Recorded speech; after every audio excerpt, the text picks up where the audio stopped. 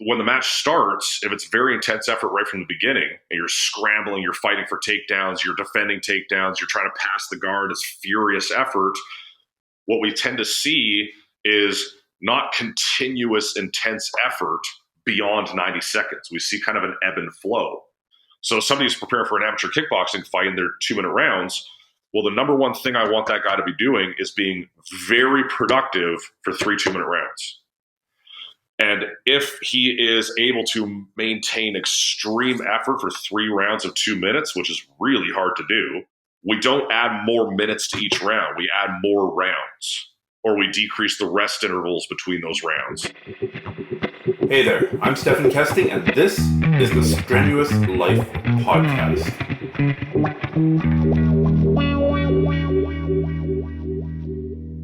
Ladies and gentlemen, today I'm talking with Tyson Larone, and Tyson is a Jiu-jitsu guy. He's a Muay Thai guy. He is also sometimes controversial on TikTok, for having opinions and defending them quite eloquently. So thank you for that. But why don't we start a little bit with, so you're the middle point of these two worlds of the Muay Thai shin kick people to the head and on the ground cuddle people to death. These two separate worlds. Thank you so much for having me. First of all, it's a pleasure to be here. I've been a big fan of yours for a long time, and it's kind of interesting being in between those two, because there's a lot of conversations that happen in the martial arts world about what's better, striking or grappling, or what's better, jiu-jitsu or Muay Thai, or even within Brazilian jiu-jitsu, we have these factions of gi versus no gi versus sport versus self-defense, and I think it's really important for people who specialize in one martial art to at least explore other martial arts, if only to get kind of a unique perspective on the art that they're still primarily focused on. Like there are certain things I borrow from Muay Thai and teach in my Brazilian Jiu-Jitsu classes, and vice versa. For example, without even really thinking about it. Well, for instance, when it comes to striking for self-defense, because the Brazilian Jiu-Jitsu that I teach is primarily self-defense focused. And one of the harshest criticisms of Brazilian Jiu-Jitsu is that they don't focus on striking enough. And to an extent, at least in the most modern era of Jiu-Jitsu, I would say the last sort of 20 years, that's become a more valid argument as we've seen more and more schools that are coming up and only focusing on going and winning tournaments under IBJJF rules, and they're not too concerned with self-defense. And even in that case, I would say that there's a lot of transferability to self-defense, even if you're a sport guy, right? I mean, at least as far as I know, I don't think Gordon Ryan does any specific self-defense jiu-jitsu training, but I'm sure 90% of people on earth wouldn't want to jump the guy, right?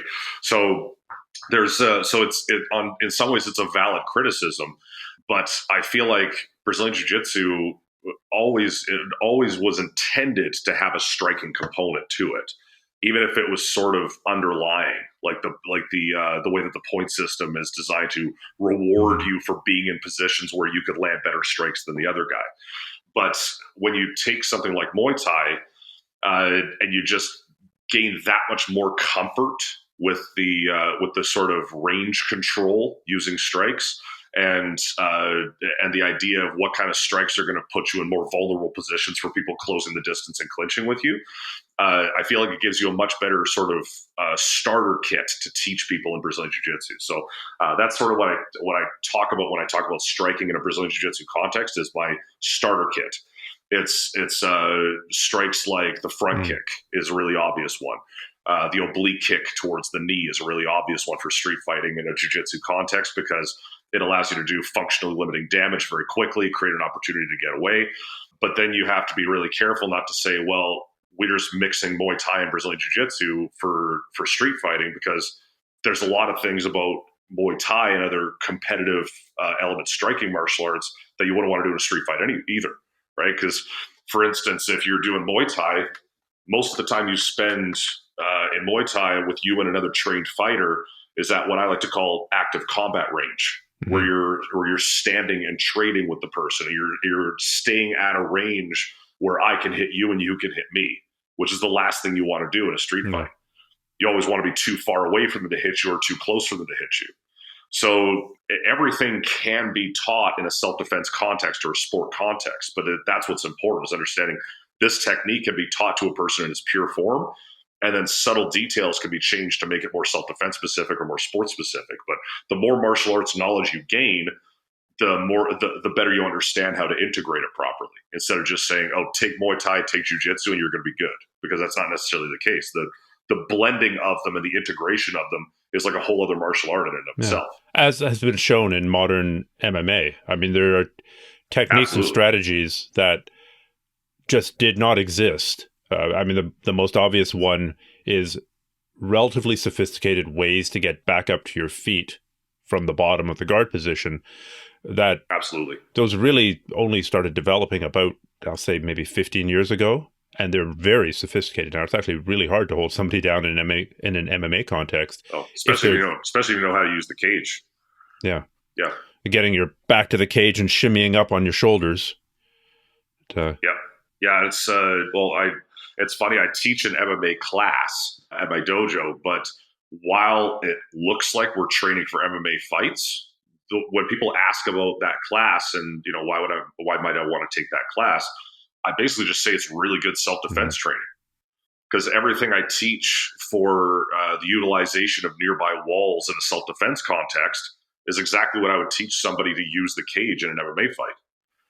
Right? It's just it's got the same advantages and disadvantages for holding somebody on the wall, taking them down against the wall, using the wall to help control them, and when you flip it around, not letting somebody use the wall against you, right? Keeping them from smashing your head against the wall, keeping them from punching you against the wall, looking for opportunities to get off the wall, right? So it's MMA, in my mind, is essential, not necessarily because everybody wants to become an MMA fighter, but because that's just excellent self-defense training.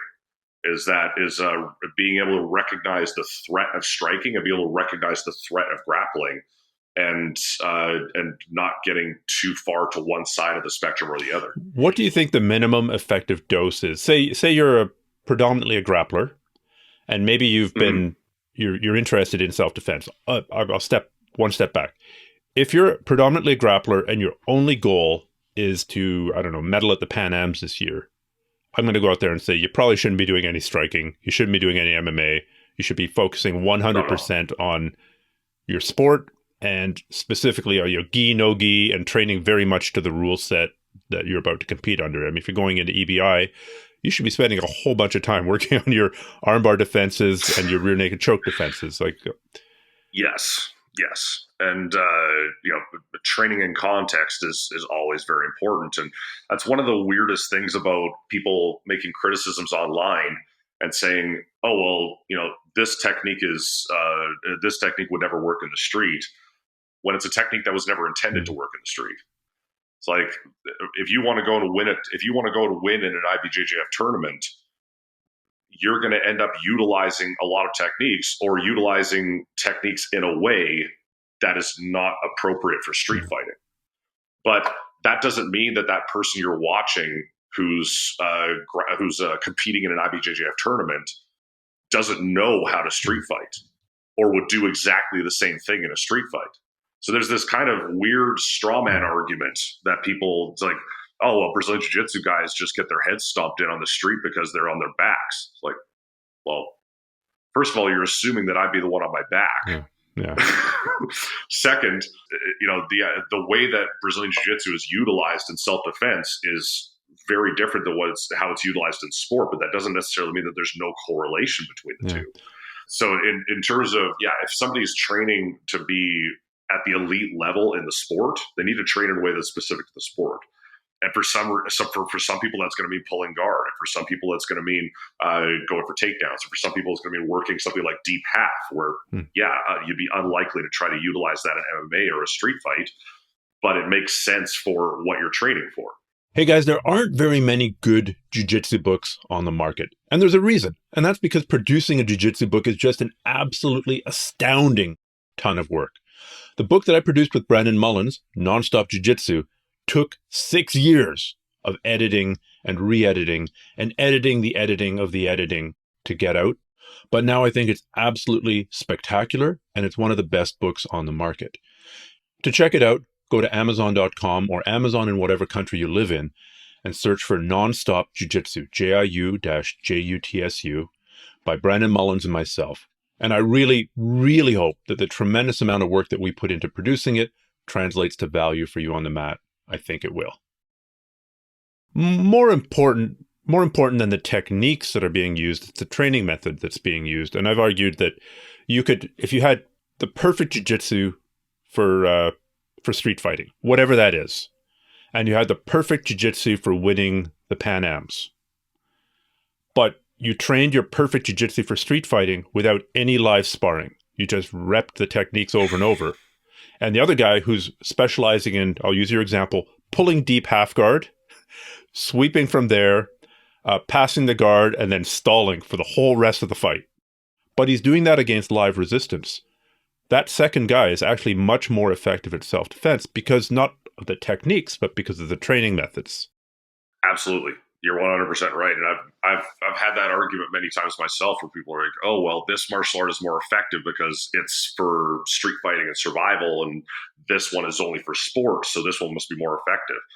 Well, the way that I like to, there's several analogies I've used over the years, but if you're not training, in my opinion, if you're not training against live resistance, you are not learning how to fight. You are learning how to pretend how to fight. And some of the analogies I've used have been things like for racing drivers, right? If you are driving around a racetrack at 30 miles an hour, you're going to feel pretty good about your driving skills, right? And there's value to that because you're learning the track, you're learning your braking points, you're kind of working out your strategy for how you're going to attack that track. But if you only ever drive that track at 30 miles an hour, and then you drive it at race pace, everything about the experience changes. It's not that driving around at 30 miles an hour wasn't valuable, but the only thing that's going to prepare you for race pace is driving at or near race pace. You have to do it because, a corner that barely seems curved at 30 miles an hour feels like a hairpin at 150. Right. So just that idea that you could just, we've just repped this technique out against somebody who's been trained to cooperate 1,000 times. Right. Another analogy that I use is baseball. Right. It's like you could teach somebody how to swing a baseball bat just by themselves. Right. And they get really good at the technique of swinging that baseball bat just by themselves in the middle of the field. Okay. So say they've swung that baseball bat 1,000 times. And then you put them up against a pitcher for the very first time who is actively trying to strike them out. Are they going to be good at it? Of course not. Right? The first time you have somebody trying to strike you out, it's going to be a completely overwhelming experience. You need to build time and reps into that particular skill of having to assess and interpret an actual pitch being thrown at you. And I don't think there's enough times, like say that guy swung that bat 10,000 times or 100,000 times or 200,000 times. I don't think there's enough times you could swing that bat by yourself alone in a field that you wouldn't suck at trying to hit a pitch the first time it's thrown at you. This was essentially the promise of classical kung fu that was offered to 15-year-old Stephan, that if I just did the forms enough time, that somehow at a certain point there'd come this magical inflection point where these techniques would come out in real life. And and then you put gloves onto yourself and your buddy and you found out that no they don't, not at all. Maybe I should have done it for another 50 years. Maybe I just didn't have it enough time. Maybe well, exactly. If you've been a 10th degree black belt instead of a 5th degree black belt, then everything would have clicked. And then because you're absolutely right, because the training methods are far more important, because I think that it becomes a self-regulating mechanism at that point, because you could say, well, the technique is good, but it didn't work because you didn't apply it against somebody else, or you didn't drill it against live resistance. But when you drill against live resistance, it changes the technique, right? So like when I learned Kito-ryu Jiu-Jitsu, a very traditional Japanese style, it's one of the styles that Kano Shigoro learned before he created judo. A lot of the techniques that would later be taught as judo by Kanejigoro were techniques that were taught to him as part of Tenjin Shinryu, Tenjin Shinryu and Kitaryu. Right, a lot of those techniques that he was teaching as judo were already techniques that were taught in those styles. So, but the way in which he was a pioneer in the true sense was in the training methods. Yeah. So, a lot of the techniques, the techniques, say Taiotoshi, might exist in judo and also exist in Kitaryu Jiu-Jitsu, but the details of execution and the way that he taught Kazushi to off balance the opponent and then enter with Sakuri and then Kake, all of those details would change after it had been drilled live and after it had overcome the resistance of an opponent who knows the same technique you do, and they're doing everything you can to fight it. So even though it's the same technique, after it's been pressure tested for a few years, it has the same name, but how it's being taught is completely different. The details are different to the point where it's basically a different technique. Yeah. Right. I mean, we've all seen the arm bars and rear naked chokes being taught in other martial arts and being like, look, we can grapple too, but okay, well, what I did is called the rear naked choke, and what you did is called the rear naked choke, but they're not the same technique, right? Because mine's been pressure tested against people who are trying their best not to let me choke them, and yours wasn't. So there are details that are still hanging around in how you execute this technique that don't work, and you don't know they don't work because you've never tried it, right? So you're absolutely right. I would take somebody who trains for sport, but actually pressure tests what they do over somebody who does lethal street techniques, but they're just counting on their instincts kicking in a fight when that's the first time they've ever tried to use it for real. Which could work. I mean, I'm not saying it never works, but if you want to play the odds, what's the best way to guarantee that your instincts go the correct way in the heat of the moment under pressure? Now, I know you've done Kyokushin, which for the people who don't know is a pretty hardcore style of full contact karate, and you've done Muay Thai. So lumping those two together, we've got striking arts, pressure testable striking arts, and we've got jiu-jitsu, which is a pressure testable grappling art. How do you see the training methods being different there? Because, I mean, you and I could roll for an hour, and we could roll pretty hard, and at the end of it, we'd be tired, but unless something had gone dramatically wrong, we'd both still, have our joints in place, and we wouldn't have a concussion. But if we trained Muay Thai or even Kyokushin full out for an hour, there's going to be a lot more damage. I think it really comes down to how the instructor sets the parameters of drilling and sparring. Because if you have two people who you're teaching and you just say, okay, we're going to go 10 rounds of sparring, and both of you are just trying to win the sparring rounds, that to me is, it's not that it's bad training, because there's a lot of people who have been very successful who train that way, just open sparring, just trying to beat the other guy. Definitely builds your toughness, definitely builds your conditioning, definitely builds your instincts. Depending on how diversified your training partners are, it builds good defensive awareness and instinct. But what ends up happening, and this is true of jiu-jitsu as well, with people who only roll and don't do a lot of situational drilling, is that if it's always a competition and it's always just that sort of vague overarching goal of win the fight, you find that people find techniques fairly early on that suit them really well, and then they end up falling back on those techniques over and over and over again because the intensity level is so high and the parameters are so open that both of the fighters can just fall back on what they're already good at. So it just ends up being A game versus A game all the time. So the cost of failure is so high that if they've never done a spinning back kick and they try a spinning back kick and they get absolutely flattened, they're like, oh, this doesn't work. This technique sucks. I'm never going to do it again, ever. Exactly. So I think situational sparring and situational drilling, both in grappling and striking, are the best ways to foster the development of new techniques and bring up your weaknesses while still maintaining a high enough intensity level that you're pressure testing the techniques, getting used to how it feels to do it on somebody who's really trying not to let you do it, and so on. So I'll give you a specific example for striking that I did the other day. We started out with just jab cross. Like I throw jab cross, you shell, you throw a jab cross back at me. Very simple. Even the tiny tigers class can do it at my school. They're the 4 to 7s class, and then we start to add a third strike. Okay, so it's going to be jab cross, and then there's a third strike. So we just open up the parameters of the drill a little bit more. They're going to throw a jab cross, but then they're going to throw a third strike, and it's either going to be a lead hook or a rear hook.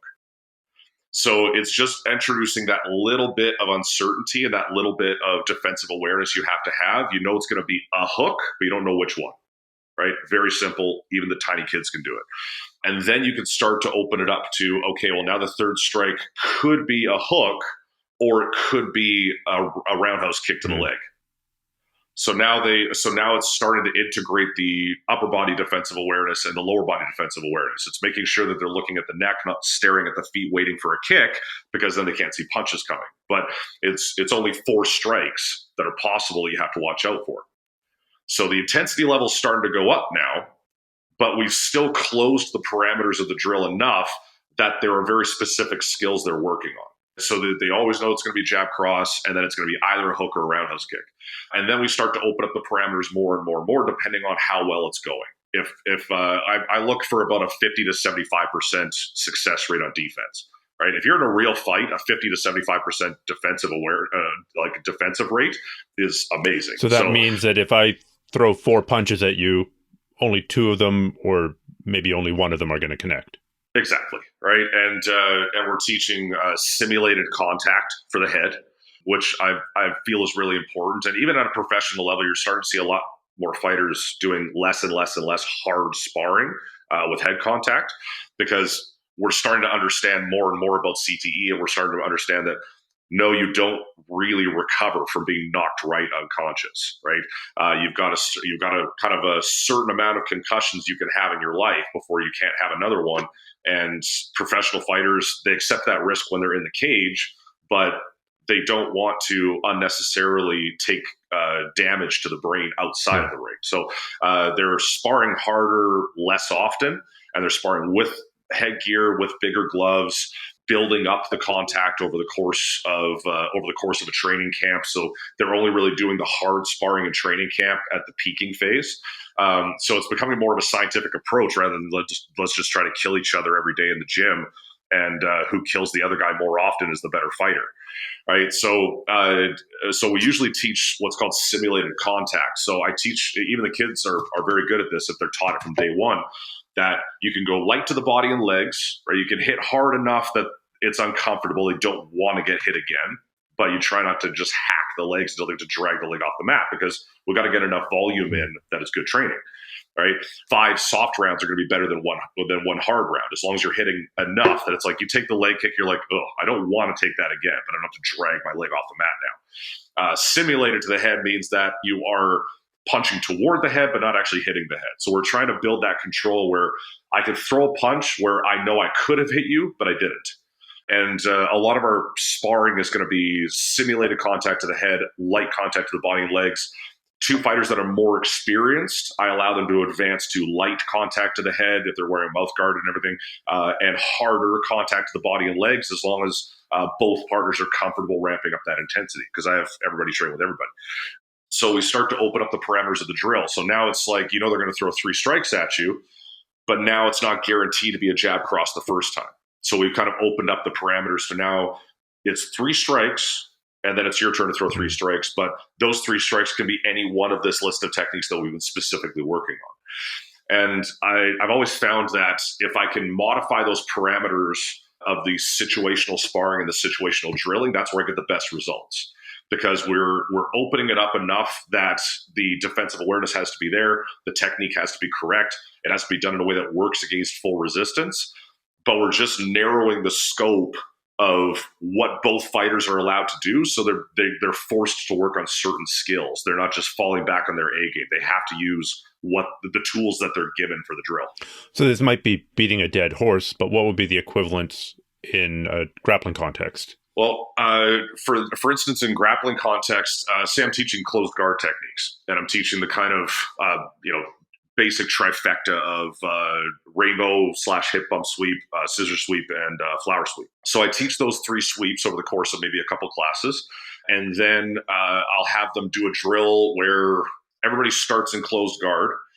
And you're allowed to do anything to attack from the closed guard that you want. You can attack with a submission. You can attack with a sweep outside of those 3 sweeps if you want. But you start with the grips and setup in place for your favorite of those 3 sweeps. Or if I was teaching triangle chokes, I open up the drill so that you're not only allowed to triangle choke, so that the guy can just know I just have to stall and not let them triangle me and I win the drill. Because that's closed the parameters too much for anybody to really get anything done. So if I'm teaching triangle chokes, I'm teaching, okay, this is how you enter triangle guard. And once you're in triangle guard, here's how you keep the guy controlled and roll him over if he tries to stack you or finish the triangle or switch to an armbar, whatever it is. And then we start the drill where one guy starts in closed guard, the other guy's inside the closed guard. He's just trying to open the guard and pass however he can. The guy on the bottom is allowed to do anything he wants from closed guard, but he starts with triangle guard. What is triangle guard for the people who don't know? So triangle guard is when you have the head and one arm between your legs and your guard is closed, but it's not a fully locked in triangle yet.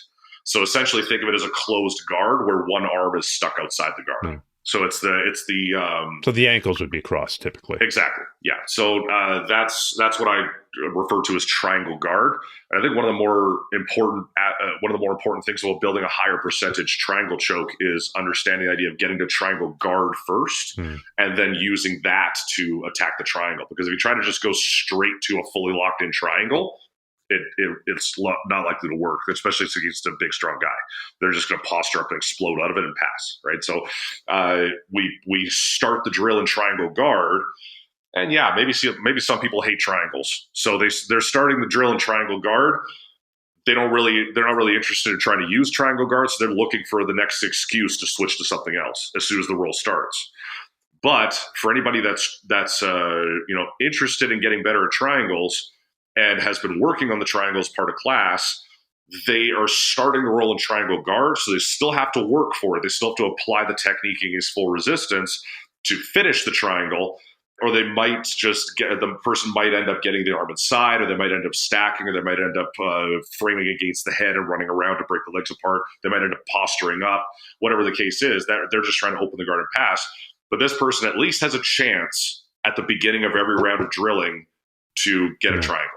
They have a good chance starting in a position where, okay, you've got the triangle in sight, but you're going to have to work for it. And every single drill starts that way.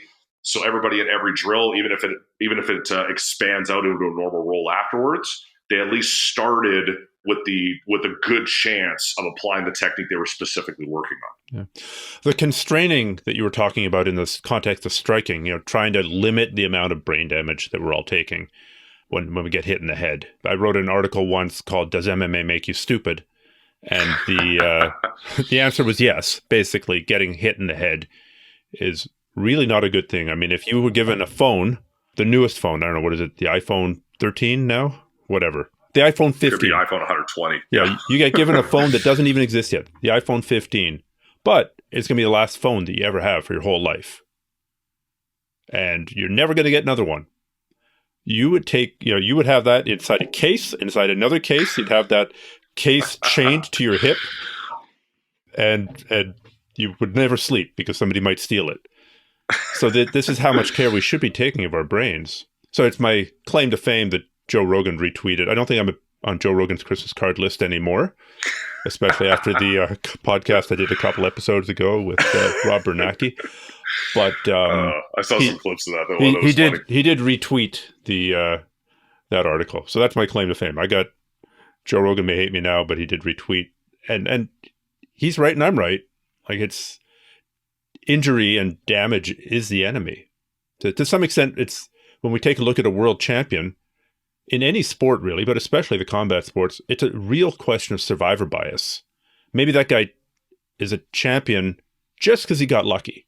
Because he was training like a bastard. He was training super hard, But there were 10 other guys who were training just as hard, and the 10 other guys got injured so severely they had to stop. And he's the one guy who, by some act of God, by luck, by extraordinary genetics, he's not injured. And now he's the world champion. And we look at him and go, oh, we got to do what he did. Well, not necessarily. Yeah. And this is something I deal with constantly. It's a constant struggle in the other hat I wear, the other major hat that I wear, which is in the strength and conditioning industry. Because especially in martial arts, there is, even now with all the information that people have access to, a lot of myths circulating around the relationship between strength and conditioning and martial arts. And there's a lot of people still saying, don't lift weights, it'll make you slow. Or if you're a boxer, you should be running 15 miles every single day, regardless of what training you're doing, or things like that. And a big part of that problem is exactly what you're talking about. That kind of, well, this guy was a world champion and he trained this way. And it's so hard to make the case to somebody that, yes, he was successful doing what he did, but he could have been more successful if he'd done it this way, because that timeline never happened. So whatever I say could have happened, like, maybe this guy wouldn't have been more successful than he was, but maybe it would have been just as successful but less injury ridden if he'd done this for strength and conditioning. The Wanderlei Silva, who wasn't doing full contact sparring with little gloves the day before fighting in Pride, might be a lot more coherent now than the Wanderlei Silva, who was a legit animal and terrifying to watch. And you'd never go to if Pride was on or the UFC was on and he was in the cage or the ring, you would not choose that moment to go to the bathroom. No. You were going to watch that. No. And but at the same time, it's done a tremendous, I mean, you see him talk now and my God, he's poster boy for CTE. Or even from a performance standpoint. I mean, yes. I feel like Dan Henderson was really the turning point, in my opinion, for Wanderlei Silva's career. I feel like Wanderlei Silva had a great chin before being knocked out by Dan Henderson. And ever since Dan Henderson, his chin just wasn't the same. And maybe that big right hand from Dan Henderson was just the straw that broke the camel's back after the sort of legendary shoot-box sparring sessions where, as the legends say, how much of it's true, but there were a lot of people who were kind of close to the shoot-box gym at the time that were saying, yeah, guys will get knocked unconscious in sparring just constantly. And so once you've been knocked out really bad once, it does have an effect on the rest of your career. I mean, we saw that with Chuck Liddell as well. Nobody ever knocked out Chuck Liddell before Rampage Jackson did, but after Rampage knocked him out, and I mean, there's a technical component to that as well, because a lot of guys that Chuck was knocking out before that were afraid to strike with him. And Rampage, as excellent a striker as Chuck is, Rampage exposed that if you just stay in the pocket and strike with him, then you can expose certain weaknesses in how he moves around, because he's used to people being so afraid to engage with him in the striking. And that's the kind of person he's used to knocking out, is the person that's trying to grapple with him, right? But after Rampage knocked him out, a lot of other people knocked him out. And you can see those effects both from just a health standpoint, because these fighters we love so much, we want them to have healthy, happy lives too. At least I would hope, right? I know that I always want my favorite fighters to retire when it's time to retire, because just watching somebody that you look up to getting knocked out over and over and over again, and it being a little worse each time, and just think to yourself, God, what's the rest of this guy's life going to be like? I mean, if you look up to somebody and you admire them, I feel like you should want them to have a healthy, happy life, right? That whole thing about getting progressively easier to get knocked out. I mean, we've known about that. There's a term for it, right? Having a glass jaw, and it does get worse the more you get hit in the head. At some point, and it seems like it's almost a switch that flips, and all of a sudden the guy starts getting knocked out in every fight or close to, and just much more easy to wobble. I wish I knew what was going on neurologically there. I know a couple of neurologists. I'll have to ask them to talk about what's happening. Well, that's one of those things I can observe the effects of it, but I would never presume to understand anything about what's going on. Oh, come on now. Come on now. You have a black belt, therefore you're an expert in all things medical.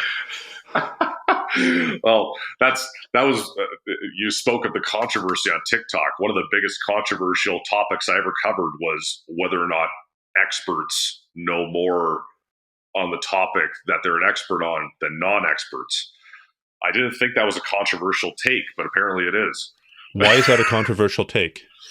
Well, what arguments did you run into, if you can call them arguments? I'm sure most of them were just ad hominem attacks. Well, yeah, there was some of that too. Also, I think that the idea of fighting against the expert opinion and fighting against the academics and fighting against the elites and fighting against the institution kind of satisfies a cultural narrative for us. Like, think of when you're watching Star Wars, right? Nobody watching Star Wars wants to identify with the Empire. Everybody watching Star Wars wants to identify with the Rebel Alliance. Right? And the Empire essentially represents the guardians of the status quo. This is how the galaxy's been for years, and this is how we think it should stay. And the Rebel Alliance is saying, no, we want it to change, and we want everything to be overhauled. And a lot of people are watching that, identifying with the Rebel Alliance instead of the Empire, not realizing that, well, chances are you wouldn't be the Empire or the Rebel Alliance. You'd be somebody on a far-off planet that doesn't care about the galaxies, not about the Empire fighting the Rebel Alliance at all. You're just trying to live your life. But I think that in pop culture, it's that same narrative over and over and over again, that there's somebody who is not part of the system that somehow sees everything the system doesn't. Right? Think of John McClane in Die Hard. Right? They made a joke about the FBI agents. Oh, they've got the counter-terrorist handbook and they're reading it step by step, and it's like a big joke about, oh, that's the wrong thing to do. Trust the guy who is not part of the system and not part of the institution and didn't write all these protocols on counterterrorism that are being followed step by step, because those things exist for a reason. So I think it satisfies a cultural narrative. People like to think that they know something that the big man doesn't. And I also think that it has to do a lot with mistrust in people in general, but a belief that as soon as something is successful and widespread and established, it must also be corrupt. And I actually had a guy make the argument on TikTok that he doesn't trust anybody in any industry that has not been censored or disgraced or discredited by their peers, because he thinks that is the only indication that somebody could be telling the truth, that the system rejects them. What about if they were grifters? What about if they were fraudulent? What about if they were wrong? Well, that's the establishment lying to you about them being grifters, and that's the establishment lying to you about them being, somebody could be an expert who went to school with everybody else, but has some kind of ulterior motive or has some kind of vested interest and deviates from the scientific consensus, whatever it is in their industry, and sort of starts selling out their services to the opposition and acting as an expert witness against the system because they have the education, but they don't really care. They don't care about what's true. They care about what's going to serve them best and their own interests. So you get this sort of mistrust of the system, but somebody who came from within the system and knows everything those other experts know, but is saying, hey, I'm going to give you this peek behind the curtain and I'm going to show you what's really going on. That's very attractive to people because it kind of it gives them that person to hold on to. And to me, that's truly what the appeal to authority fallacy is, right? A lot of people are accusing me of a lot of people on that video were accusing me of, oh, that's the appeal to authority fallacy, where trusting an expert meant that I was appealing to authority and just blindly following somebody. Well, I don't think trusting experts is the same thing as blindly following experts. I think that it is a very healthy thing to diversify your information diet and not just say, well, this guy said this, so I'm going to accept that as the 100% truth and never look anywhere else. But I'll go to 3 or 4 different experts to diversify the information I'm getting. I'm not going to go to one expert and one guy that works in a totally different industry and has no idea what he's talking about, who just happens to say this one thing that sounds like it makes sense until you think about it for 5 minutes or until you have an expert explain it to you. Because scope of practice is a really important thing. Like when I was going to school for massage therapy, that's what I originally went to college for. When we were learning how to be massage therapists, a big part of our training was ethics and scope of practice. We were learning that you are a massage therapist. You are not a chiropractor, so don't be trying to crack people's backs. You are not a doctor, so don't be trying to tell people what prescription medication they should and shouldn't be taking. So we got that training of not just how to be good at what we do, but also how to hold ourselves accountable and not say, just because I'm a massage therapist, I know everything about all these other related industries. But I think that's probably driven by liability insurance to some extent. Because imagine if nobody needed any insurance, and I'm a massage therapist, and I'm telling somebody, you know what, don't bother with chemotherapy. Don't bother with chemotherapy. What we really need to do is to, loosen your tight scaling muscles, and then that person dies, and their family sues. I really wish, I really wish that example was more hypothetical than it is. Well, it's just, you see this sort of mass distrust of experts, and it does have consequences in our everyday lives. Right, especially now because social media is just supercharged it, and misinformation travels about 100 times faster than normal information. Yeah. I mean, the news that the RCMP horses had trampled to death a woman in Ottawa at the trucker protests made it to Fox News in about 10 seconds, and I don't know if they ever did publish a retraction, but now that news has gone across the world. We're going to steer clear of the truckers. I have enough of that in my own life. But the valid question is, okay, so you're saying, Tyson, that we should listen to experts, but I've got an expert here who disagrees with the consensus. 2 examples. I'm sure there's a jiu-jitsu guy out there somewhere who's got a legitimate jiu-jitsu black belt who's now saying you don't need to spar and all you need to learn is energy death touch. Why they've done that transition, I don't know. Maybe it's more lucrative. Maybe they've gone nuts. But they have an expert certification, if we call a black belt an expert certification, which I think is reasonable. And now they've gone completely off the reservation. They are no longer teaching the consensus in our sport, which is you need to spar to get better. Yeah. And similarly, I mean, I'll call it out. I mean, we're talking about people like R.W. Malone who show up on Rogan. I mean, the guy did have something to do with the invention of mRNA vaccines, not nearly as much as he says he did. But in the late 80s and the 90s and the early 2000s, he was definitely an expert in that field. Nobody's arguing against that. But now he's got all these crazy ideas that are definitely hugely in the minority if you take a look at other people studying vaccinology, epidemiology, immunology. He's probably 1 in 100 or probably 1 in 1,000 with his beliefs if you take that subset of experts. So given that there are thousands and thousands and thousands of experts in any given field, how do you know which ones to believe? Because you can always find somebody to, confirm your pre-existing bias. Absolutely. Well, I said this in another video that there's a very thin line between due diligence and confirmation bias. Because if you're searching for another opinion to diversify your information diet and try to get the best possible picture to make a decision, that's great. But if you're looking for a second opinion because you didn't like the first opinion, that's totally different. Because you're not even searching for the truth for the right reason, right? So I think first, because I've had that discussion many times. Well, this expert says this, right? So we'll use the energy death touch thing. We have to define what an expert is. because an expert is not somebody who knows everything.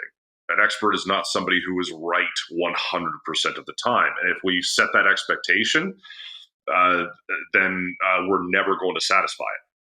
So in my mind, an expert is a person who has a fundamental understanding of a topic and is making decisions and observations and recommendations based on the best available information. And I think that is really what separates it, because you could have somebody who, say they were an expert in something in the 80s and 90s. So they were an expert in that in the 80s and 90s, and they were making observations and recommendations based on the best information available. But then different information comes out, and different information comes out again, and different information comes out again, and different information comes out again. Now we're in 2022, and they would still be an expert if the data available in the 80s and 90s was still the best data available, but they have failed to invite the kind of scrutiny to their own work and their own prejudice to change what they're recommending and what they're observing and what they're telling people based on the best available data that's come out now. And that's one of the things that I don't get about this whole, don't trust experts because experts have been proven wrong over and over again. I'm just like, well, who proved them wrong? Other experts. Yeah, it's an unreasonably high bar to clear, where you have to never, ever have been wrong. Yes. Whereas sometimes the other side, it doesn't matter how many times they get proven wrong. It just moves on to the next item in the Gishgalop. Yeah, absolutely. And it's to me. So, and the example there, if we go to Death Touch, is the famous video of, who's the MMA guy who went down to train with George Dillman, the remote Death Touch knockout master. I believe they took him to an MMA gym, and there was Stephen Bonner was there, and he tried to knock him out, and it didn't work, and it didn't stop him. He didn't even go for half a second. He's like, "Oh well, you must be, I don't know, have your tongue on your top of your mouth, and you must have your tongue on the roof of your mouth." Or my favorite part was, "Well, you know what I'm trying to do, and you don't believe in it, so it's not working." It's like. You kind of accidentally said the quiet part out loud there, didn't you? It's like, so if you get jumped in a street fight, you better hope it's one of your own students, is what you're saying. Yeah, for sure. but to me, if somebody is willing to accept new information and say, yes, I was wrong, but based on the best information available at the time, that was the best answer we could give. And now that we have this new information, this is the best answer we can give. And maybe it's a lot like the answer we gave before. Maybe it's the total opposite. Maybe we were wrong. But to me, that process of applying the scientific method and controlling for different variables and observing the results and then conducting more experiments based on those results, for somebody to be able to admit they were wrong over and over and over and say, look, I was acting on the best information I had at the time. I'm acting on the best information I have available now. This is the answer now. That, to me, is why we should trust somebody. I think that's definitely if there are red flags for people you shouldn't be following or people you should be very cautious about taking their information from, there's got to be white flags of this is somebody who's probably speaking truthfully. And one of those things is the ability to admit that you've been wrong. Another is the ability to admit the limits of your knowledge. Absolutely. If you run into, I'm going to pick two examples again. I'll start with Jordan Peterson, a professor of psychology who seems to have very, very definite ideas about climate change modeling. And I'm sorry, there's nothing in your psychology training that equip you to judge the mathematical models being used by climate change scientists. There's just no crossover expertise there. But I'll drag this back to the martial arts. There was a time when most MMA fighters would have just one coach, typically their jiu-jitsu coach. And that jiu-jitsu coach would be trying to make up information about striking and trying to make up information about conditioning, and that is something I'd like to talk about with you, on the fly, based on stuff that they had done 20 years ago that worked for them. Undoubtedly an expert in jiu-jitsu, kind of knows a little bit about strength and conditioning and maybe did some boxing for a couple of months. And I think it's one of the great indicators that you're dealing with somebody that you can trust with a legitimate expert is they say, look, I don't know the best way to throw a jab. I don't know exactly the right, set and rep scheme that you should be doing to get stronger, to prevent injury, whatever it is that your goal is. I don't know, climate change modeling. So I'm not going to talk about that. Or if pressed on that, I'm not going to have an opinion. Yeah. And it's really interesting when you look at that idea of the best information I had available at the time, and for people like you can even leave the example of jiu-jitsu coaches trying to pretend they know something about conditioning or boxing. What about the jiu-jitsu you used to teach? Because I'm a second degree black belt now, and I will sometimes look back in my mind of what I was teaching back when I was a blue belt or a purple belt or a brown belt or even a first degree black belt or a brand new black belt and cringe a little bit. Be like, oh, I hope my students don't remember me saying that, right? Because I was acting on the best information I had at the time. Can you give us an example? Can you rat on yourself here? Yes, absolutely. I used to teach. Hold on, I've got to think of a good one. There was a choke that I used to teach from the back in Nogi, and it was a choke that I had seen Joachim Hansen do in a video one time, and I kind of passed it off as, oh, this is like the next big thing for attacking from the back, because when you go for the rear naked choke, people do this, so this is the perfect chain attack off the rear naked choke, and this is going to be a big thing. And it was like the weirdest, lowest percentage. It was like you're on their back and you go around their neck upside down like this, and then grab your own hand behind your back to choke the guy. And I saw Joachim Hansen do it, and I just thought it was the coolest thing ever. So that became like what I was teaching as like the plan for when you're on the guy's back. Oh boy. And now I just look at that, I'm like, man, I never even hit that rolling against other white belts. Why was I teaching that to people as like something you should do? So just my standard for what I start teaching and how many reps and how much scrutiny I've applied to that technique before I actually start teaching it is this is what you should do. That's one of the biggest jumps that I've made as a teacher is, okay, well, I've seen this. It looks interesting. I'm not going to teach it yet. Or you can say it with a giant disclaimer, like, Fred. Exactly. Your body type is this weird body type. I don't know, super gangly or whatever. Here's something I saw somebody do. I'm going to just put some disclaimers on it. I don't know if it's going to work against high-level guys.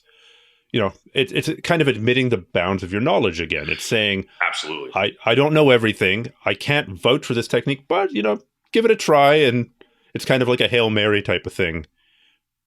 Absolutely. I have to do that all the time because I don't just want to create a clone army of everybody in my school that just does the exact same jiu-jitsu I do. Well, first they would need to be able to deadlift 700 pounds. I guess that would help. It's definitely nice to know it's definitely nice to know you've got it if you need it. But for me, it's like 80% of the techniques for jiu-jitsu that are rattling around in my head are not techniques that I use myself when I'm rolling against somebody who is challenging for me. I have to keep a variable inventory of techniques for all different kinds of body types, all different kinds of experience levels, so that I can give my students what they need, not just what I like to teach. Because if everybody in your dojo does the same things, then they all have the same strengths and weaknesses. I want to have a leg lock guy in my school so that everybody else gets better at defending leg locks. I want to have a guy that goes two hands under to pass all the time because I want everybody else in the dojo to know how to defend the two hands under pass. Right? If you teach everybody the same thing the same way, then you're not going to have people who can go to a tournament having no idea what they're walking into and be successful. So I have to admit all the time, look, this is a technique that I'm watching you rolling right now. And you got into this same situation just organically, just whether the roll's going well for you or not, you seem to be ending up in this situation. I'm half remembering a technique from when I was a purple belt that was taught for this exact situation. So I'm going to give you the information I have, try it out, play with it. I'm going to help you however I can, and I'm going to look it up, or I'm going to ask my instructor, or I'm going to get you that information that I don't have. Because the last thing I want is to try to set myself up as some kind of guru and have my students think that everything I say is perfect and beyond reproach, because I do things differently now in my jiu-jitsu than I did 3 months ago, like let alone 3 years or 14 years ago, right? So a lot's changed since I started training 19 years ago, and I could think of lots of examples where I thought this was the thing, and then I got new information and I completely overhauled it. And someday when I'm a coral belt, maybe I'm going to look back on what I was doing as a second degree black belt and be like, "Oh, Tyson, really?" Well, I think there's also a lot of coral belts who stopped learning right around second degree black belt, so maybe that won't happen. Hopefully, it does happen. Hopefully, it does happen because it means you continue to keep learning. Absolutely. Let's pivot to your strength and conditioning background, because I think you're both heavy in the powerlifting world and in the kettlebell world. Is that correct? Well, powerlifting world would be the wrong way to describe it, because I'm not a competitive powerlifter. Okay. I've always applied the underpinning concepts of powerlifting and strongman to jiu-jitsu. So it's always been a supplemental thing. And I also teach instructor certifications for the Igatsu kettlebell certification course. Doing that since I was about 18. Definitely got into that way before it was cool. And then for the powerlifting, like I say, squat, bench, and deadlift are the competitive events of powerlifting. But I've never done it for powerlifting. I've always done it as a supplement to what else I was doing, and that is one of the biggest issues when it comes to people trying to apply strength training for jiu-jitsu, or strength training for soccer, or strength training for football, because less than 1% of people who squat, bench, and deadlift on a regular basis are going to get on the platform and be competitive powerlifters. But most of the information about powerlifting, about squatting, benching, and deadlifting, comes from the powerlifting community. Right. Because they're the most specialized in it.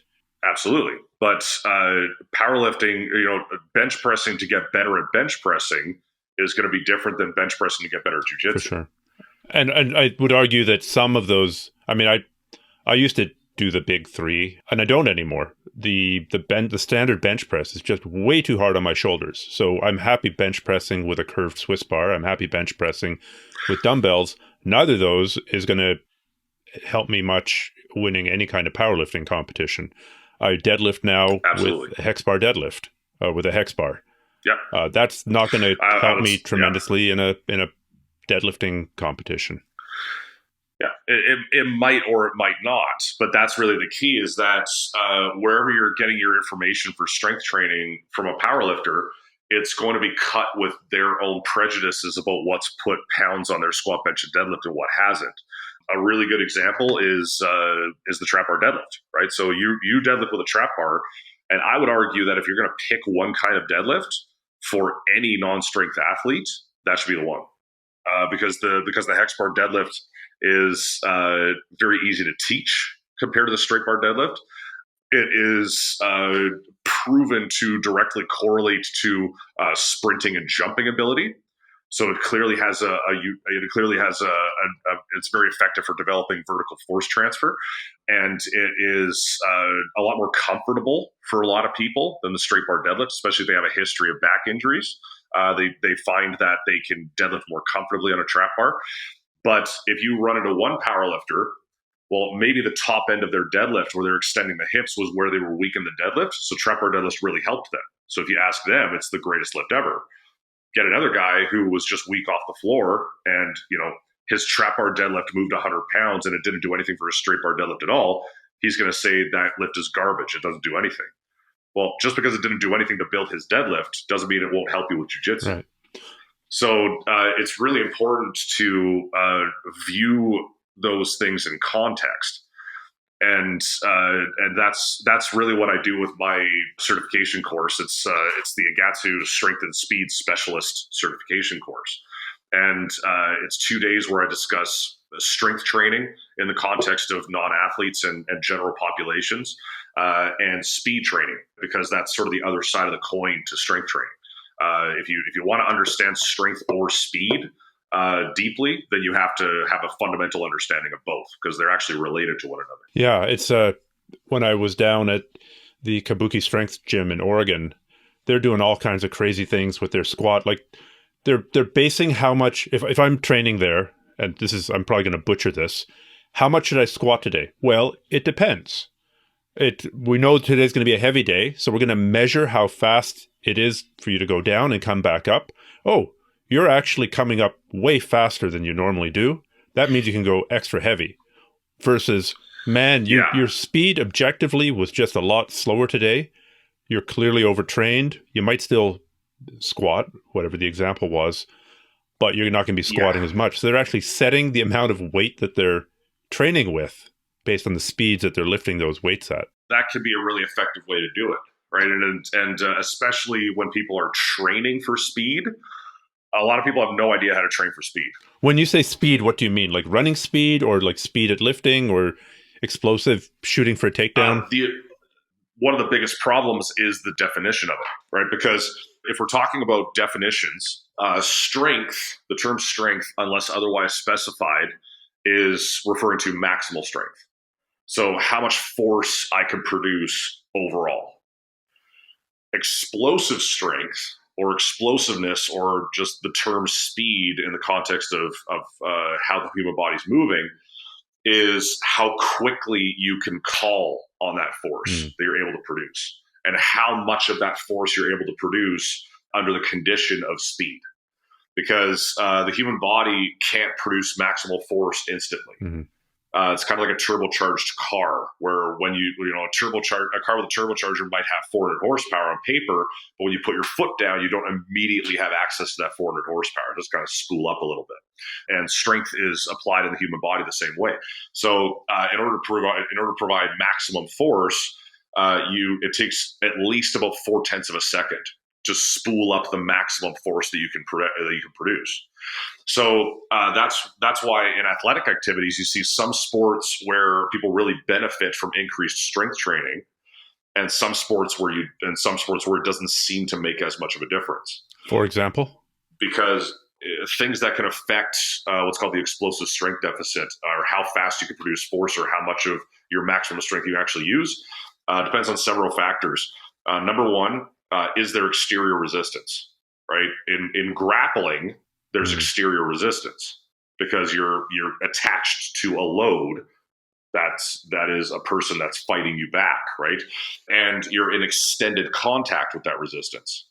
Okay, so you're trying to lift over a greater period of time, right? So when you watch high level judo competition, for instance, you'll often see they do the sakuri, the entrance for the throw, but then nothing happens at first. But then, like, they're still grinding, and then they throw the guy. Yeah, it's very common. So, yeah, that would be an example of the sakuri, the entrance to the throw. They weren't accessing 100% of the force they could apply to that throw instantly. But once they were in contact with it and they kept on grinding and trying to apply force, they were able to spool up more force and throw the guy. If you take something like boxing doesn't really have an exterior load. Right. You're not grabbing onto somebody and trying to throw them around, right? You're not putting your hand on the guy's face and pushing into it. A punch is pretty quick. It takes a lot less than 0.4 of a second. So there's no way you could apply the maximum force to a punch that you could if you had more time to throw the punch, right? So, but due to the nature of boxing versus grappling, where there's exterior resistance and you're in extended contact with it, grapplers will find that they benefit much more directly from heavy weight training and increasing their maximal strength than boxers do. So a boxer might spend less time in the weight room and more time dedicated to explosive training, whereas somebody who wrestles or does judo or sambo or jiu-jitsu when they put pounds on their squat, bench, and deadlift, they feel that difference on the mats. Yeah. There may also be some, again, survivor bias, which seems to have come up a couple of times. Say I'm one of these crazy people who's 100% fast twitch muscle. Yeah. I might be a much better boxer than I would be a jiu-jitsu guy, just because I can generate force quickly, but I'm going to tire out a lot faster. Yeah. Now I'm hypothetically super high levels of slow twitch muscle, so I can go and go and go and go. I can still be strong, but I'm not going to be fast and strong. I might be a better grappler than a striker. So then the classic transition from like, I'm a jiu-jitsu world champion and I'm going to fight in MMA, and they do this pushing punching as opposed to snapping their punches. It looks like they're, trying to, I don't know, punch with their triceps or something. Yeah, it's that's part of why it's such a complex puzzle of how to apply strength and conditioning, and how much time is better spent in the weight room versus time spent sprinting and jumping and doing explosiveness work. Even within the same sport, it can be difficult. Like take boxing, for example. Heavyweight boxers will benefit more from increased maximal strength than lighter weight boxers will. Why is that? It's because you are having to move a bigger body explosively. Right. So if we look at force, force is mass times acceleration. So if you have a light body, so the mass is very low, and you want to accelerate it quickly, there is a force cost to moving that much mass that quickly. If you increase the mass, and remember, it's mass times acceleration. It's not plus acceleration. So it's mass times acceleration. So every bit of mass you add will significantly increase the force cost of moving that same person at that same speed.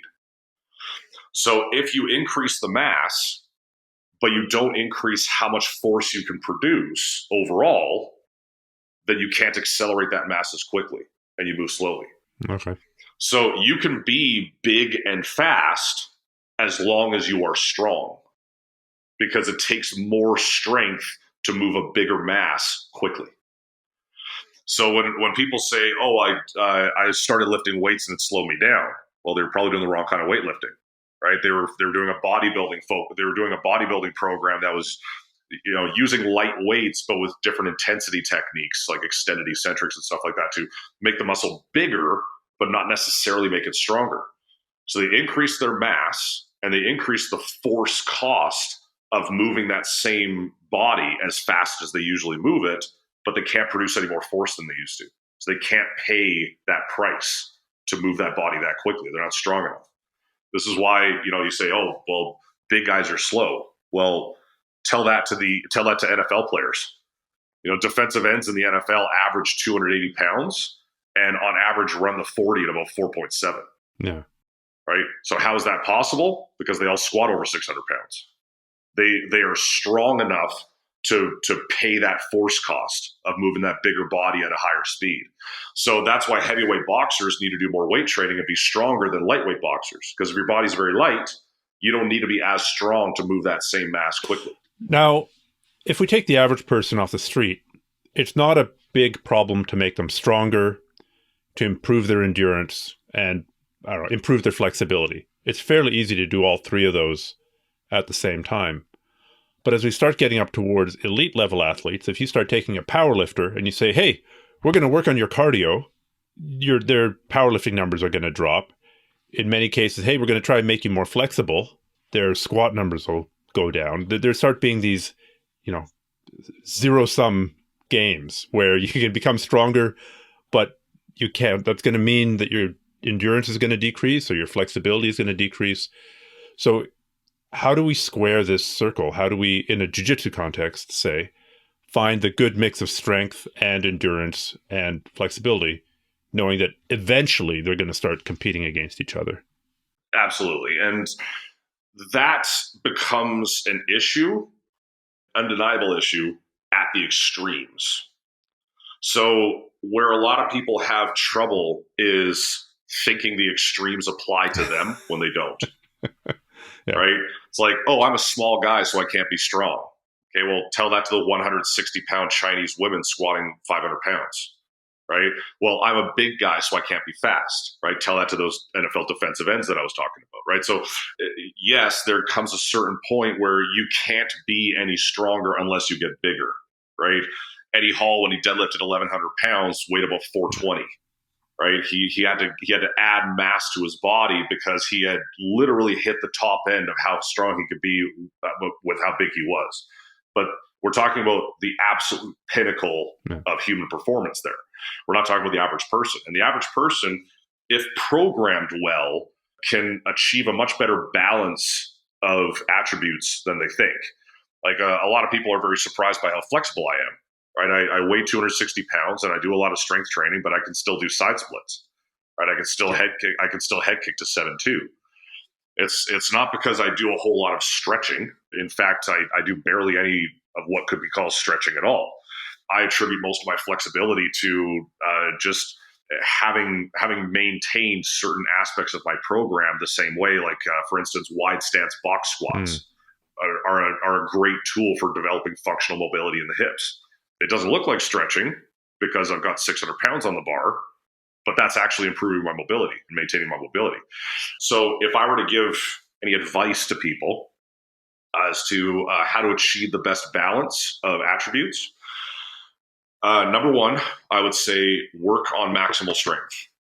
Because out of all the attributes of fitness you can work on, maximal strength is actually the attribute that will correlate positively to the most other attributes. If you get stronger, you will likely be more explosive, as long as your body's not getting bigger at a greater rate than you're getting stronger, right? If you increase your strength endurance will improve. And that's something that a lot of people don't realize because they think that strength and endurance are two separate things. But in fact, they're correlated in a lot of cases. Like we're not talking Kenyan marathon runners here. We're talking not at all. We're talking about a 5-minute round in MMA. Stronger athletes will appear to improve their endurance, even though they just got stronger. Because what getting stronger does, if you're doing it in a harmonious way, like you're increasing your squat, you're increasing your deadlift, you're increasing your bench press, your overhead press, your body relative strength, like push-ups and chin-ups and bodyweight squats, stuff like that. You're doing things to maintain your level of explosiveness, like jumping and incline sprinting, that sort of thing. Every time you get stronger, what it does is it takes the tasks, the things you have to do in your sport, and it adjusts what we call relative intensity.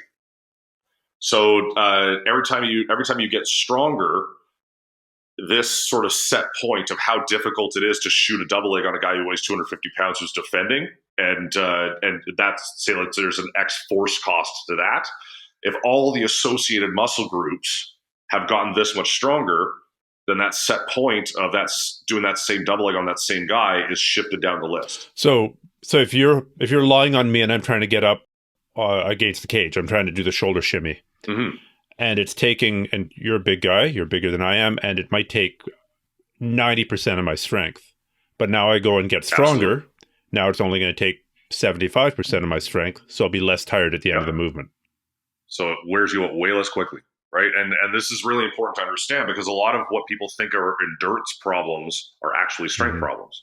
One of the easiest ways, because it gets kind of nebulous when you start talking about it in martial arts performance terms, but if you look at the NFL Combine, right, where one of the tests for the NFL Combine is benching 225 as many times as you can. Well, if you think about it as, if you look at that and say, oh, some guys are hitting like 30, 40 reps. If you think about 30 or 40 reps, that sounds like an endurance thing, right? It's not a 1-rep max attempt. It's not a 3-rep max attempt. You think 30 or 40 reps, that sounds like an endurance thing. But when guys go to train for the combine, the best training they can do for the combine is try to drive up their 1-rep max bench press as high as they possibly can. Because you say you got a guy who benches, say, 275, and that's his 1-rep max. Well, if you can bench press 275, the most you can expect to be able to bench for your reps at 225 is about 6 reps ish, right? So what were your numbers there? Because if you bench what? If you bench 275. Oh, sorry, I thought you said if you bench 225. If you bench 225, you can expect one rep. That's an even more obvious example, right? If you can't bench 225 once, then obviously you're not going to bench it 40 times. But if you bench 275, then 225 is, my math isn't in my head isn't the greatest, but that's roughly 80%. So if you bench 275, the most you'd expect to be able to do at 225 is about 6, maybe 7 reps. Well, if you approach it as an endurance problem and say, I'm going to do endurance training for the bench press, I'm going to do muscular endurance training, I'm going to do as many as I can at 225 and then strip weight off the bar, and do as many as I can at 205 and strip weight off the bar and do as many as I can at 185. And you're trying to just strip out that muscle and keep it going, work on your strength endurance, but you don't increase your 1 rep max. Well, it doesn't matter how much endurance work you do. If you haven't changed what percentage of your 1 rep max that bench is, how many reps you can expect to get at that percentage of your 1 rep max hasn't changed. So the guys that do really well in the combine, benching 225, because that's that sort of set point, the guys that do really well in the combine and get 30 or 40 reps are the guys that bench 500. Because 225 has now been knocked down that relative intensity pole so many times that now it's warm-up weight for them, right? So you go back to that guy that benches 275 and say, okay, well, if I put 130 on the bar, how many reps are you going to get? It's like, well, lots. I could bench 130 till I starve to death, right? Now he appears to have so much more endurance because he's operating at a lower relative intensity. So we just need to make 225 your new 130, and that's how you're going to beat the combine test. This is so interesting because a friend of mine is just in the process of going through selection for JTF2, which is the Canadian Special Forces. Awesome. And obviously you're going to do push-ups till you puke. And that was one of his weaknesses. The guy can run forever. He's big, he's strong, but his push-ups were the weak thing. So he was doing push-ups till he puked and was still having difficulty hitting the numbers he needed. And he started doing heavy bench press. And all of a sudden, his push-ups numbers went up. So now that's anecdotal, but it's exactly in line with what you're talking about. And you see that everywhere. So improving your maximal strength, absent other factors, like I say, if you're getting bigger faster than you're getting stronger, then your endurance is going to suffer, and your flexibility is going to suffer, and your explosiveness is going to suffer, because there's another factor there. You're increasing how much force you can produce, but you're increasing the mass faster than you're increasing the force you can produce. So people are looking at the wrong thing. They're looking at, strength training made him slower. The type of strength training that made him slower. He wasn't training the right way. He was increasing his mass faster than he was increasing the force, so he couldn't pay that price anymore. So riddle me this then. Back when I was competing in jiu-jitsu, I went between 205 and 228. I was at one point, I had a goal to get to 240 with abs. So you were competing as a super heavy? At times. Yeah. And sometimes I would cut a little bit and make it down. But I experimented with tons of different protocols, doing tons of sprint work, doing tons of weightlifting, and doing tons of long cardio. And for myself, and I think I'm anomalous in this, my jiu-jitsu, both in the class and on the competition mat, improved the most when I was doing the most long cardio. We're talking hour and a half long runs, which is contrary to what almost everybody reports. So I'm wondering what your guess would be, what happened there. Well, when you were competing, how many days a week and how many sessions per day were you doing other kinds of training? I'd say probably four times a week. 4 times a week? Okay. Because when you are talking about your, what we call the aerobic base, like your cardiovascular fitness base, your ability to run long distances at faster pace, anything over 90 seconds to 2 minutes, right? Any effort over that is aerobic training. So if you increase your aerobic base, your heart and lungs are going to be healthier. So that definitely helps. It's just with general health. But one of the biggest factors that we see from improved aerobic base is your day-to-day recovery. Mm. So while long distance running might not have had the sport-specific conditioning benefit that shorter, more intense efforts may have had, if it was the improved aerobic base that was improving your ability to recover day to day, to be more productive in the other kinds of training that you were doing. And possibly round to round as well. Like when you're totally gassed at the end of a round, you've got a minute. If you've got a whole minute to recover, the aerobic base can be a factor in that as well. So the day-to-day recovery is why every MMA athlete needs an excellent aerobic base, right? When they're going and doing biking or rowing or swimming, I don't recommend doing a whole lot of running for top-level fighters because a lot of them don't know how to run very well. And it just destroys their knees. And there's nothing less functional for a fighter. It's something that injures them so they can't fight anymore. But if they're doing something that improves their aerobic base, that's really important. Why? Because they're doing so many other sessions. So they're doing wrestling, they're doing jiu-jitsu, they're doing Muay Thai, they're doing boxing, they're doing strength and conditioning. If you can have the best sport-specific fitness in the world with these short, intense efforts, but if you don't have the aerobic base, then you're going to have a great Muay Thai session one day, and then the next day when you're supposed to go do wrestling, it's going to be garbage.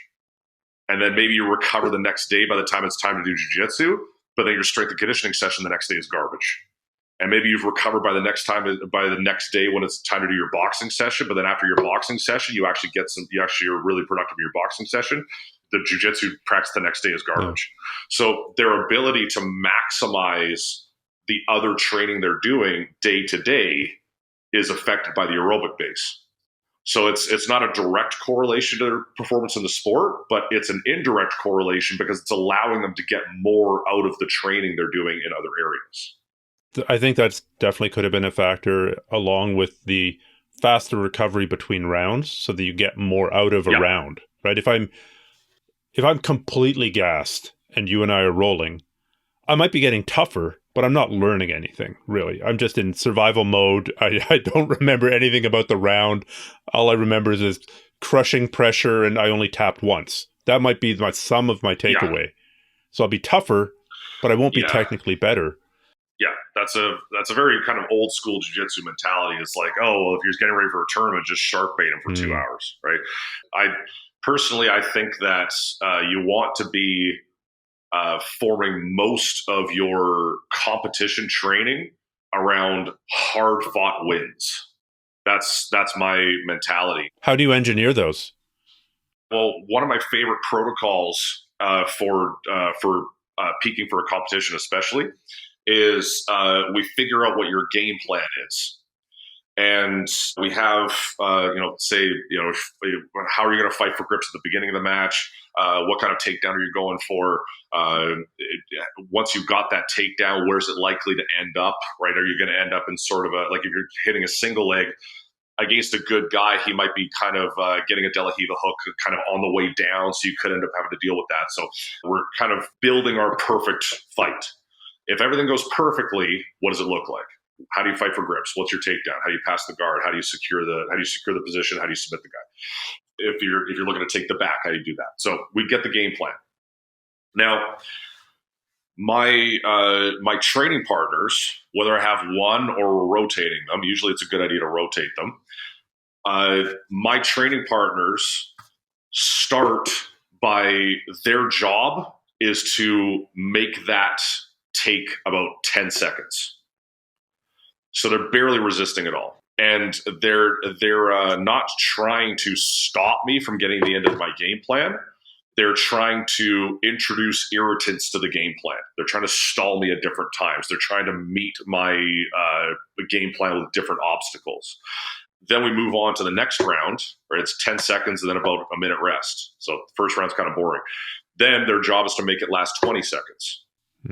So they're introducing different kinds of obstacles. Maybe they're fighting my grips more. Maybe they're letting me get the grips, but then they're fighting the takedown more, so we can switch up. The different partners can fight me at different levels. And maybe if it's a lower rank or a smaller opponent, maybe it's all they can do to fight me off for 20 seconds. right? But if they're around the same level as I am and I'm starting to get tired and they're fresh, they can kind of pick and choose where they give me the most trouble. And then it just ramps up from there. So then they have to make my game plan take 30 seconds. And then they have to make my game plan take 40 seconds and then 50 seconds and then a minute. And by the time you are executing your game plan, but you have fresh training partners rotating in whose job is not to stop you from getting to the end of your training, of your game plan, but to just make it as hard a battle as possible to execute your game plan over the course of a minute. I find that to be excellent training because it gets them in the habit of success. That's a big thing psychologically. If you've been doing nothing but getting your ass kicked for 6 weeks in the training camp, I suck. you're suddenly going to go to a tournament and kick everybody else's ass. I feel like that's a really hard psychological switch to expect somebody to flip all of a sudden. So it gets you in the habit of success. It gets you a ton of reps in on the most likely obstacles you're going to face to executing your game plan, right? Because at a certain point, you're going to get so good at executing that game plan, they have to start trying to think really hard to come up with different ways to stop you, right? So you're likely to get a really diverse. You're likely to get a very diverse understanding of exactly how people could be interrupting your game plan at each step. Your conditioning is getting excellent because having to execute your game plan and it taking longer each time, but keeping it under a minute means that every single round is intense. Yeah. Right? Every single round is very intense. And that's one of the most important things to understand about sport-specific conditioning. Because a lot of people, say they're preparing for an amateur kickboxing fight and it's 2-minute rounds. So they think to themselves, well, if I prepare for 3 or 4 or 5-minute rounds, then I'm going to be better at fighting for 2-minute rounds. But that's actually not the case at all. Because when you first start a round and it's a really intense effort, the first few seconds of very intense effort, you're utilizing the anaerobic alactic energy system. And then once you get beyond the first 10 seconds or so, for different situations, then you switch over to the anaerobic lactic system. And you start phasing through these different systems until at about 90 seconds, that's when you're sort of switching over to, if the effort is continuing beyond 90 seconds, now it's more of an aerobic base issue, right? So in jiu-jitsu and in kickboxing, when the match starts, if it's very intense effort right from the beginning, and you're scrambling, you're fighting for takedowns, you're defending takedowns, you're trying to pass the guard, it's furious effort, what we tend to see is not continuous intense effort beyond 90 seconds. We see kind of an ebb and flow, right? So if you were preparing for a kickboxing fight where the rounds are 2 minutes, the energy systems that you need to develop to be very productive for 2 minutes at a time are completely different energy systems than the energy system you're going to be utilizing in the 3, 4, 5-minute rounds that you're training with. That's an entire area of fitness that you're not going to be utilizing in the rounds that you're actually fighting because it's over too quick. So what's more important is your ability to be very productive for the very short period of time that you're actually needing to be productive for, and then recovering quickly enough to do it again. So if somebody's preparing for an amateur kickboxing fight and they're 2-minute rounds, what's most important, like this, let's say, is 3 2-minute rounds. Well, the number one thing I want that guy to be doing is being very productive for 3 2-minute rounds. And if he is able to maintain extreme effort for 3 rounds of 2 minutes, which is really hard to do, we don't add more minutes to each round. We add more rounds, or we decrease the rest intervals between those rounds. Preferably, you actually train for less time. So if I'm preparing for somebody for 3 2-minute rounds, we'll do 5 to 10 1-minute rounds where you're trying to be as explosive and as productive as you can for 1-minute rounds. Because training that anaerobic alactic and anaerobic lactic system, your ability to be explosive, and then recover quickly enough to do it again, that much more closely mimics what we actually see in martial arts, which is an ebb and flow, right? We fight for grips, we fight for takedowns. It's very intense. One of us finally gets the takedown, and then it slows down a bit. And we're both kind of trying to put the pieces in place for the next scramble, for the next big effort.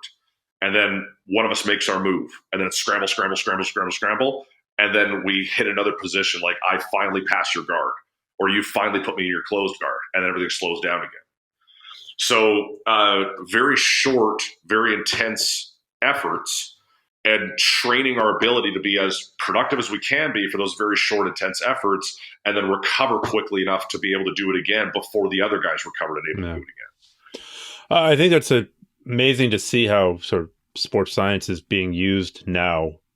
There's an era of coaches, mainly in the physical conditioning space, but also in the martial arts space, whose main mission in life just seemed to be to tear you down as much as humanly possible. And that is, there is a value to that if you're trying to develop mental toughness. Beyond that, there's not really, I mean, it's easy to make up a workout. Here, I've got a workout for you. Burpees till you puke. Go. Right? I mean, that you'll become tougher, maybe, or you'll certainly end up hating my guts. And if we're doing this to help prep you for, I don't know, cross-country skiing, you're going to go, cross-country skiing sucks. If that's your conditioning protocol for your MMA, I signed up for an MMA class and I burpees till I puke. Yeah, I don't like MMA anymore. Yeah, if the workout is burpees till you puke, then what do you need the coach for? Yeah. I mean, it's if you actually look at what is proven to be most effective, it is a certain intensity range that is challenging enough that you adapt, but not so challenging that you can't train hard again the next day. Because, like, if you look at strength training, for instance, everybody knows that guy that started going to the gym. He started bench pressing. He got better at bench pressing. He's a relatively big guy. He's okay. He's pretty strong. And he gets up to, let's say, a 225-pound bench. But every time he walks in the gym, he does the exact same workout. Same warm-ups, the same jumps up to 225, tries 225, gets it, tries 245, fails. And he does that workout for 5 years. Right? So what he's doing every day in the gym is testing. He's not training. And you can draw the parallels to martial arts as well. Like, train often, test rarely. Yeah, right. Like I won't actually test my max lifts, like the actual classic lifts, like squat, bench press, deadlift. I won't test those lifts for 6 months. I might go heavy in other variants because I rotate the variants that I do very often. I switch between specialty bars, like you mentioned, the Swiss bar for bench. So one day I'll be benching with an axle and chains. One day I'll be benching with a Swiss bar. One day I'll be benching with a bar and bands. Sometimes it's a floor press. Like, I'll be training around the main movement and going heavy, but I'm not training the actual bench press every single time. So you're switching up the stimulus as much as you can. But real strength training for most people, especially non-strength athletes, because even though my main sport is Brazilian Jiu-Jitsu, I still max myself out more often than somebody I'd be training because I just love training. And I'm not competing in Jiu-Jitsu as much as I used to. So so when I'm training somebody to do strength training, most of what they're going to be doing is sets of 3 to 5 reps between 75 and 85% intensity. And it's going to be somewhat challenging while they're doing it, but they're not going to be dragging themselves through a puddle of their own sweat and puke at the end of the session. And that's by design, because we're trying to do the things that are going to make us the strongest in 10 years, not the things that are going to make us the strongest next week. Yeah. Well, I mean, the Navy SEALs have Hell Week. They don't have hell forever the rest of your Navy SEAL career, because everybody would break. Right. Because the goal of Hell Week is not to improve fitness. Yes. Right? Like whatever it is you're having somebody do, you have to be very clear about the goals you're trying to achieve. Hell Week is not about improving fitness. Hell Week is about washing people out. Yeah. Right? It's about who can take the most and still keep on coming, keep on standing back up, keep on, not slit the throat of the guy who's been yelling at you to do sit-ups on the beach all day, right? Like that's what Hell Week's all about.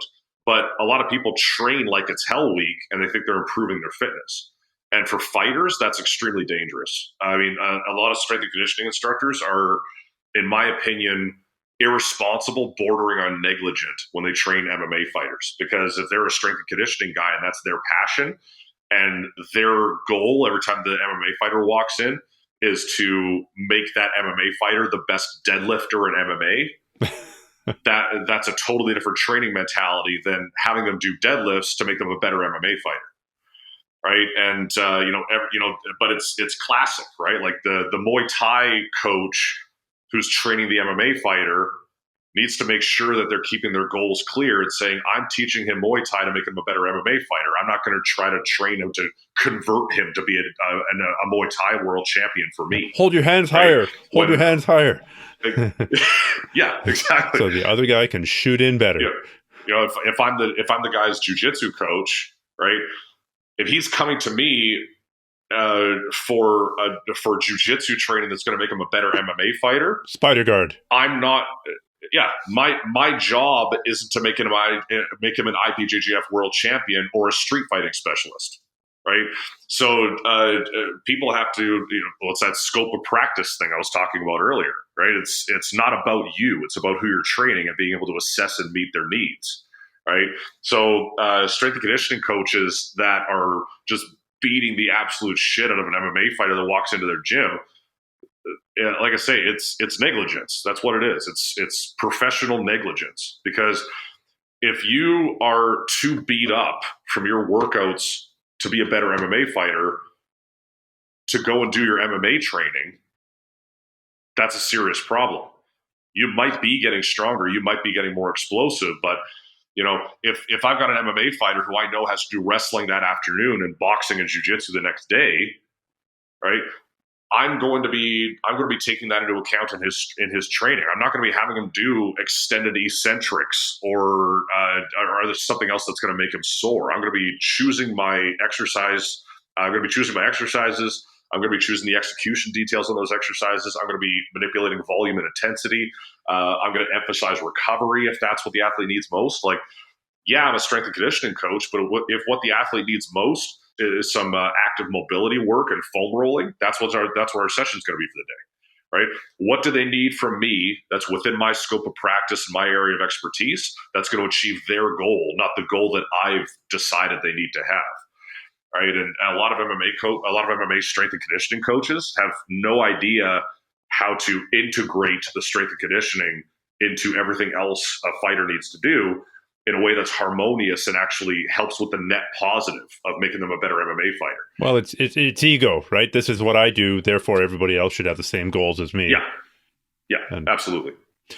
So there's a lot of bullshit in the strength and conditioning industry in general, but I don't know what it is about MMA and jiu-jitsu and wrestling but strength and conditioning for martial arts, it seems to be worse. And I was discussing this with Sean Mosen, the gentleman that runs Agatsu Fitness that I work for when I teach these courses. He and I were discussing this a while ago, and I think it's possible that it's because of the sort of guru status that's I wouldn't say unique to martial arts, but you don't see it as much in other sports. Right? A lot of martial artists think that because their martial arts instructor knows so much about jiu-jitsu, they must know everything about fitness too, right? And a lot of times instructors encourage that type of thinking, right? They want their student to come to them for everything, right? Whereas you wouldn't see that in other sports. Like, because LeBron James is an amazing basketball player, people wouldn't assume that he would also be an amazing strength and conditioning coach for basketball players. Or have advice on which NFT to buy or which cryptocurrency to invest in. Exactly, right? So in other sports, that compartmentalism seems to be understood, that LeBron James might know how to lift weights for basketball properly, but he doesn't necessarily know just because he's a great basketball player. But in martial arts, we see that everywhere, right? This guy's my martial arts master, and he knows a lot about this thing that's so important to my life. So he must also have all the answers in every other aspect of life. Right, he must know how to apply proper strength and conditioning. He must know everything about nutrition. He must know everything about getting better sleep. Like, not necessarily. He could know nothing about any of those things and still be a great martial artist. Right? He could have had the success in martial arts in spite of terrible training in every other aspect of what he does, because he's a great martial artist, because his technique is good, because his genetics are good. There's any number of factors that could have made him a success. In spite of everything else he does. But I don't know if it's unique to martial arts, but I think it's worse in martial arts. It's I would agree with you. It's exacerbated in martial arts, and I think just the idea of the kung fu master or the jiu-jitsu professor, right? And those are loaded terms, and I have problems with them in some contexts anyway. I don't like it for myself. I'm not condemning it globally. Mm-hmm. But that terminology does begin to suggest, a very, very strong hierarchy. And the person at the top of the hierarchy is usually more than happy to give advice on any topic, down from what car should I buy? What stock should I invest in? How should my shoulder hurts. I've received such terrible medical advice from martial artists. It's not even funny. Oh, yeah. Yeah, I was urged not to have a kidney transplant by a martial artist and instead try some herbal concoction that his wife specialized in. Which is so dangerous. Yes. It comes, I think it often comes from a good place, but it's one of those things where it's like, you can't truly love something without acknowledging its flaws. And I think a lot of what makes jiu-jitsu culture and MMA culture and fighter culture great are also some of the same qualities that can make it super toxic when it goes the wrong way, right? Because, I am putting a lot of trust in my Brazilian Jiu-Jitsu instructor, right? I'm trusting my health, my safety. I'm trusting him to help me achieve my goals. And that's a lot of trust I'm placing in a person. And sometimes that, I think there's sort of trust creep, where people, because they have to trust this person for this one thing so much, and it's with things that are so important to them, they don't want to think that the person might be fallible, that they might be wrong, that they might be uneducated, that they might not have all the answers, because they're trusting them with this one thing that's really important. Well, if he's wrong about this, what else is he wrong about? There's a really good book that's got a compelling counterexample or compelling counterargument to that. It's called Everybody Poops. So, your martial arts instructor, he poops too. Yeah. So. Yeah. That's, and I think it's just a matter of, it's kind of a cop-out, but it's down to the individual, right? What kind of person you are, put a black belt on you, right? It's going to, in that environment, it's going to make you more of what you are. Right. Take a guy who's an asshole, put a black belt on him, and put him in charge of a bunch of students who idolize him and admire him, and it's going to make him more of an asshole. Right. If you genuinely care about your students and their health and happiness, and you want them to achieve their goals, and you put a black belt on that person and put them in charge of all those people, then it's probably going to be a really positive experience for everybody.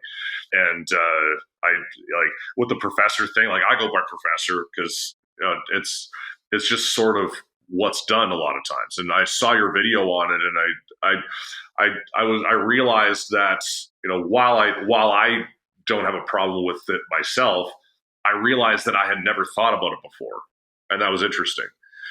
All right. And for me, I think the most important thing is just to acknowledge that, within Brazilian Jiu-Jitsu, you've got a black belt with a red bar with 2 white stripes. You've earned the term professor if you want it.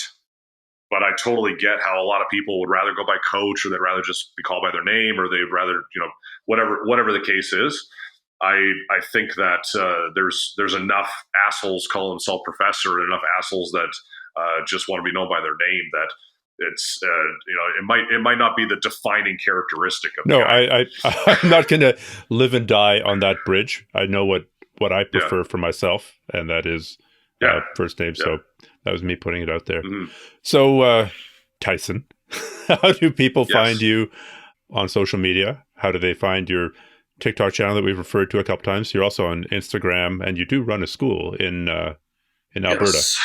So I run, if you search Irrational Martial Arts in Alberta, Canada, you're going to get a lot of results. There's a lot of us out there. I run the St. Albert, Alberta location of Irrational Martial Arts.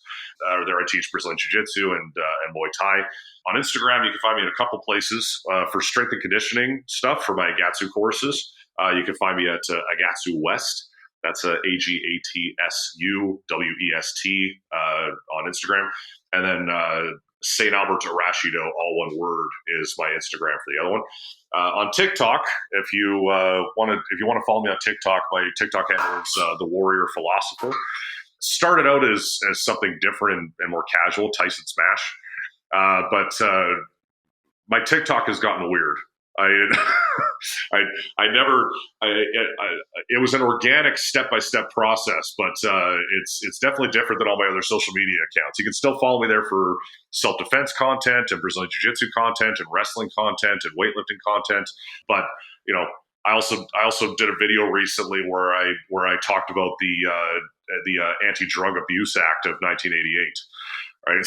So my TikTok is a little bit more all over the place, which is why I switched to the Warrior Philosopher, because I'm a big Miyamoto Musashi fan. And, I feel like that just better encapsulated what my TikTok has become. So if you'd like to get in on the weirdness that is my modern TikTok approach, then the Warrior Philosopher, all one word, is where you can find me there. Awesome.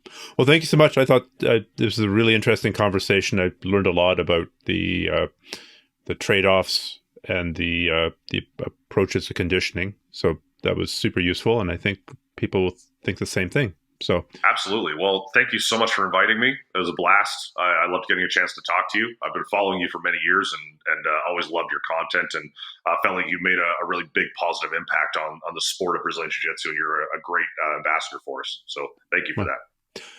You're very welcome, and let's do this again.